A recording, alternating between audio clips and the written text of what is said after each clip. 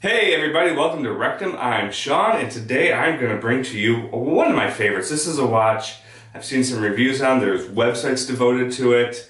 It's a great watch. This is the Seiko SKX007.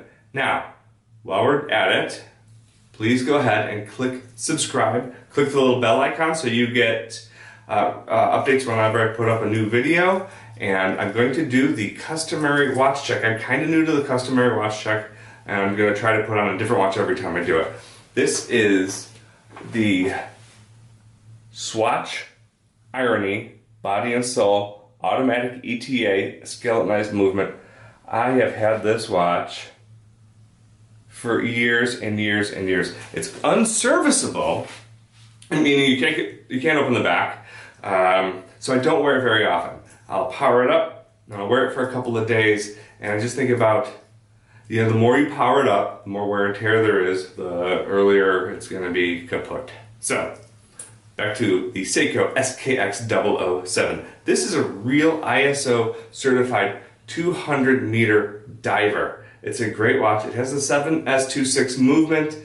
Yeah, it's a good movement. It's been around for, I think, about 20 years. I think in the 90s it came out. There are other movements out there. This is not hand winding, not hackable. If you buy an Invicta, you can get a lot of Seiko movements that are hand winding and hackable. And I don't know why Seiko hasn't put it in this watch yet. Maybe it's not as durable.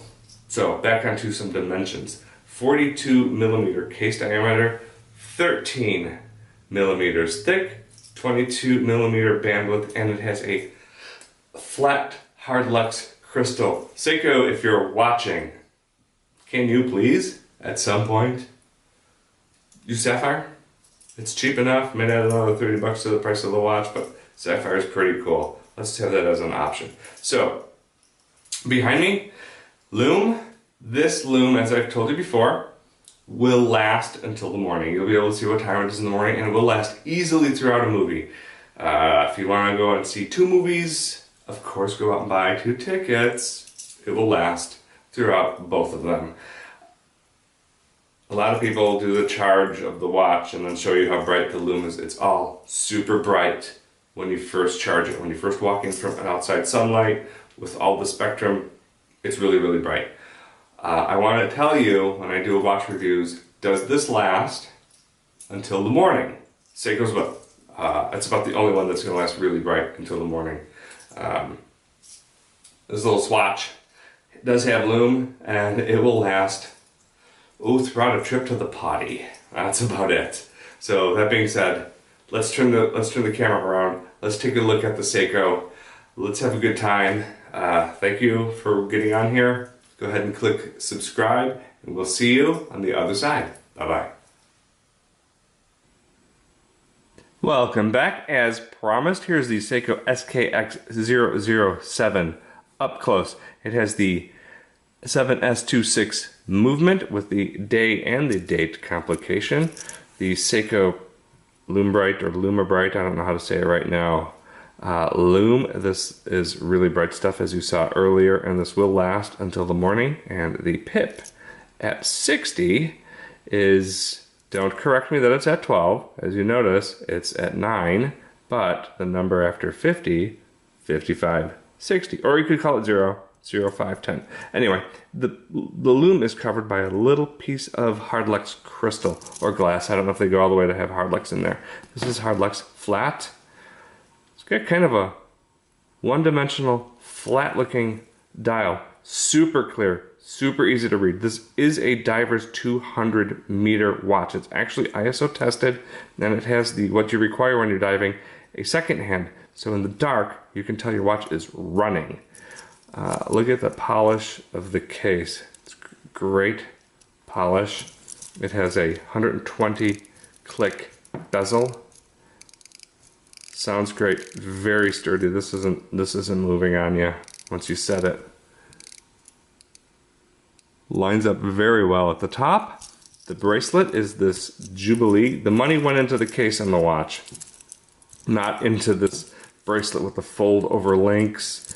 And look at how floppy this bracelet is. It's kind of like, makes you want to chuckle a little bit. There's the Tsunami Wave. That's on a lot of the Seiko divers. Maybe it's on all of the Seiko divers, I'm not sure. This bracelet, while being noisy and flimsy, is unbelievably comfortable. Let's put it on. I'm going to show you how it flexes with my wrist. I have it on and I move. The bracelet just bends and looks fantastic. It's a great watch. I recommend, if you're looking to enter the divers market, go ahead and spring for the SKX007 or the 009. The 9 has a blue dial, and I think it's a blue bezel with this from 0 to 10 or 15 in red. Looks really cool. Screw down crown, right around 4 o'clock. Not hacking, not hand winding. So here we can set the date and day, and then we pull it out. We can set the time, didn't stop, and put it in and get the threads to engage. There it is. It only gives a couple of turns and it is locked all the way down. Here it is. I don't know what more I can say about this watch other than it's under 200 bucks and just solid. Wear it with this, look at this Jubilee, look at this. Wear it with this bracelet for a little while, and then update it if you want to with a nice strap code, or just keep this bracelet hollow end links, whatever. Just keep, I like it. I'm gonna keep the bracelet on there until it's just good and beaten up, and then maybe I'll get another bracelet, maybe not. Maybe I'll save my money and get the 009 with the blue dial. I like the blue dials. But I think you're gonna like this watch. And again, if you're looking to enter the divers market, you can't go wrong with this. It's a real Seiko. It's a real in-house movement. It's not one of these homage or these mom and pop shop where some guy decided to order a case and order some movements and make a watch. This is the real deal. And I think you'll like it. Like, it's really hard to get it to stand up to show off. But I'm going to sign out. Make sure you click subscribe. Thank you for sticking around and watching this video. There's not much more I can say other than this watch is fantastic. And I will talk to you in my next video. Bye-bye.